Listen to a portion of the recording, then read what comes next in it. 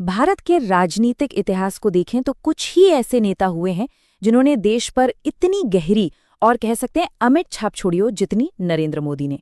तो आज हम उनकी कहानी को समझने की कोशिश करेंगे, एक ऐसी कहानी जो शक्ति, महत्वाकांक्षा और जाहिर है विवादों से भरी हुई है। देखिए, नरेंद्र मोदी को अगर सही मायने में समझना है तो हमें उनके व्यक्तित्व के दोहरे पहलुओं को देखना ही होगा। यही वो विरोधाभास हैं जो उनके पूरे राजनीतिक सफर को, उनकी पहचान को परिभाषित करते हैं। तो सवाल ये उठता है कि आखिर एक व्यक्ति ने दुनिया के सबसे बड़े लोकतंत्र को इस तरह कैसे बदल दिया। चलिए इस दिलचस्प कहानी की परतों को एक एक करके खोलते हैं।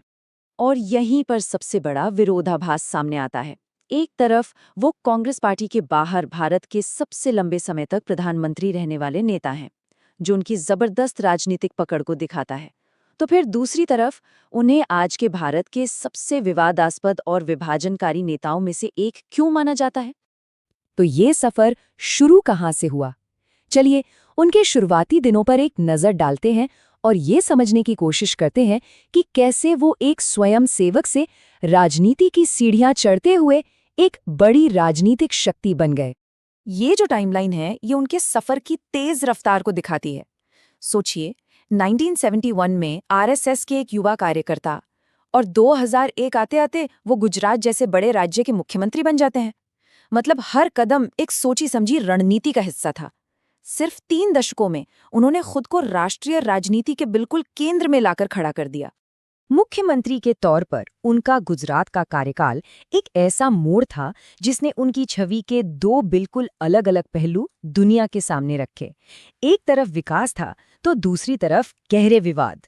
और यहीं पर पहला बड़ा सवाल खड़ा होता है। एक तरफ गुजरात मॉडल की आर्थिक तरक्की के लिए दुनिया भर में तारीफ हुई, लेकिन दूसरी तरफ आलोचक ये भी कहते हैं कि स्वास्थ्य, गरीबी और शिक्षा जैसे जरूरी सामाजिक मुद्दों पर यह मॉडल उतना सफल नहीं हो पाया। और फिर आता है उनके करियर का वो अध्याय जिसे सबसे बड़ा विवाद माना जाता है, 2002 के गुजरात दंगे। उनके प्रशासन पर हिंसा में मिलीभगत के बहुत गंभीर आरोप लगे। इन दंगों में सरकारी आंकड़ों के मुताबिक ही 1000 से ज्यादा लोग मारे गए, जिनमें से ज्यादातर मुस्लिम थे। कानूनी तौर पर सुप्रीम कोर्ट की बनाई गई टीम को उनके खिलाफ कोई सबूत नहीं मिला, उन्हें क्लीन चिट दे दी गई। लेकिन क्या इससे लोगों के जख्म भर गए? इस फैसले ने खासतौर पर मुस्लिम समुदाय के मन में एक गहरा अविश्वास और नाराजगी पैदा कर दी, जो आज भी मौजूद है। इन तमाम विवादों के बावजूद नरेंद्र मोदी की लोकप्रियता लगातार बढ़ती गई। उन्होंने अपने गुजरात मॉडल को पूरे देश के लिए एक सपने की तरह पेश किया और इसी वादे पर वो आखिरकार भारत के प्रधानमंत्री बने। प्रधानमंत्री बनते ही उन्होंने एक के बाद एक बड़े फैसले लिए। जहां एक तरफ विदेशी निवेश बढ़ा और स्वच्छ भारत अभियान जैसे कार्यक्रम शुरू हुए, वहीं नोटबंदी और जीएसटी जैसे आर्थिक फैसलों ने पूरे देश में हलचल मचा दी। और साथ ही जम्मू कश्मीर से धारा 370 हटाने और नागरिकता संशोधन अधिनियम यानी सीएए लाने जैसे साहसिक लेकिन बेहद विवादास्पद फैसलों ने भारतीय राजनीति की दिशा ही बदल दी। लेकिन अब जो बात मैं बताने वाला हूं वो शायद सबसे हैरान करने वाली है। इतने बड़े विवादों और इतने बड़े फैसलों के बावजूद उनकी लोकप्रियता आसमान छूती रही। जैसा कि आप देख सकते हैं, अपने शुरुआती 3 सालों में 80% से ज्यादा भारतीयों ने उनके काम का समर्थन किया। ये क्या दिखाता है? ये अपने आप में एक बहुत बड़ा सवाल है। तो अब हम उस सवाल पर आते हैं कि उनकी विरासत क्या है। उन्होंने जिस नए भारत को बनाने का वादा किया, उसकी असली कीमत क्या है? ये एक ऐसा सवाल है जिसका जवाब आज भी इतिहास के पन्नों में तलाशा जा रहा है।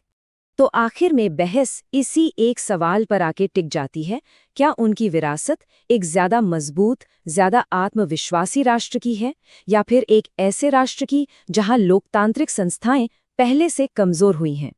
जो लोग उनकी आलोचना करते हैं, उनका तर्क है कि उनके शासन में भारत का लोकतंत्र कमजोर हुआ है। उनका कहना है कि सरकारी संस्थाओं पर दबाव बढ़ा है, मीडिया और अकादमिक जगत में सरकार से सवाल पूछने की हिम्मत कम हुई है और लोगों के नागरिक अधिकारों को नुकसान पहुंचा है। तो आखिरकार हम नरेंद्र मोदी को कैसे याद रखेंगे? एक ऐसे नेता के तौर पर जिन्होंने भारत को आर्थिक तरक्की की राह पर आगे बढ़ाया और देश में राष्ट्रीय गौरव की भावना जगाई, या एक ऐसे नेता के रूप में जिनके दौर में समाज और ज्यादा बढ़ गया? शायद उनकी असली विरासत इसी सवाल के 2 पहलुओं में छिपी